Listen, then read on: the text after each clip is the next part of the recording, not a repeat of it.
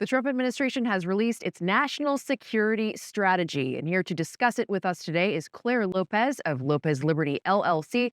Claire, thank you so much for being here today.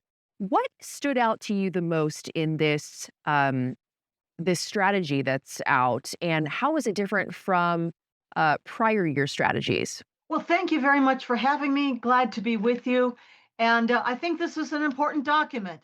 The most important theme that really stood out to me was an emphasis on America first, peace through strength, including especially deterrence, and a focus on areas of American national security like energy, industry, the economy, border security, certainly our military, and the building, the strengthening of alliances.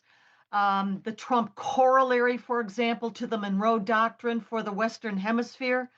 But there were a few things that I thought perhaps missing or that could have been given more emphasis. Right. It's interesting that they sort of, gave this verbiage of Europe as losing its civilizational self confidence. It's almost kind of posturing Europe as a liability. Yeah, I agree with you there exactly. And one of the references to Europe that I found lacking in understanding really was the reference to Europe as a sentimental attachment by America, which I think really misses the point that all of us, Europeans, others of what we would call the free world, are united in the international system of independent sovereign nation states. Again, the Westphalian ideal,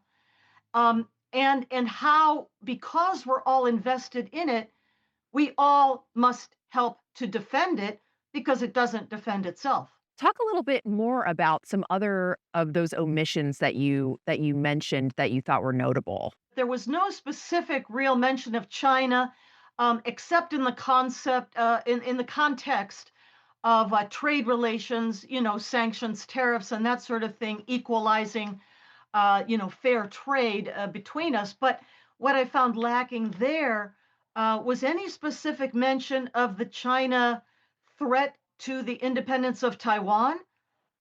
There was mention of the Quad, our alliance between United States, India, Japan, and Australia that would counter threats from the PRC.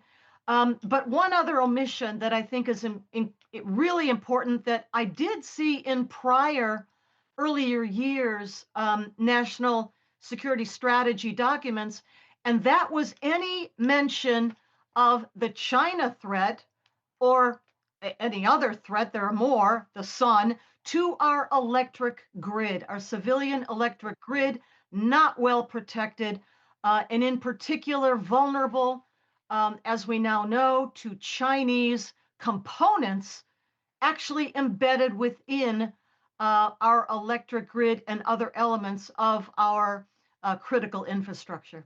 I've heard Venezuela described as sort of the tip of the iceberg for this whole apparatus of narco dictators in the Southern Hemisphere, as U.S. Southcom, as we know.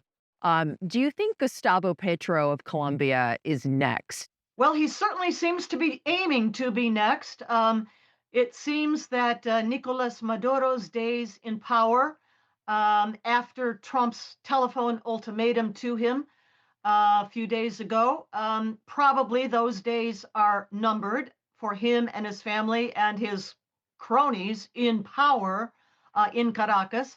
But yes, you're right, absolutely right to point out Gustavo Petro, the president of Colombia, which likewise is and has been really for a long time a narco state. If Gustavo Petro doesn't heed the warnings that are being given very openly to Nicolas Maduro, I think he very well could be next in terms of harsher policies by the United States, certainly against his narco trafficking and the narco traffickers in those boats coming up our west coast.